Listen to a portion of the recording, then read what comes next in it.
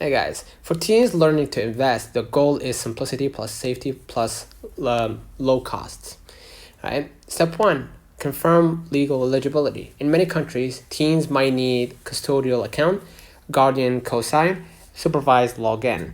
Check local rules first. Step two, whether the app must have easy ETF buying or fractional shares, clear risk indicators, simple fees, no hidden charges, educational insights built in, strong tutorials or demo mode.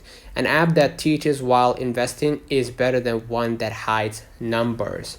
Step 3, beginner friendly apps. App A, best for simplicity. Basic stocks plus ETFs, clear feed display, instant support.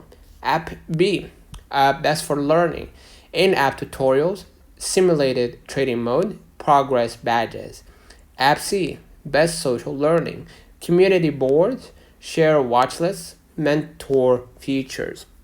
Step 4, practical startup sequence. Link account with supervision, start with ETFs or low risk baskets, set auto invest weekly or monthly, track returns monthly, learn before trading individual stocks. Teaching consistency beats chasing gains. Don't forget to like and subscribe. See you in the next one.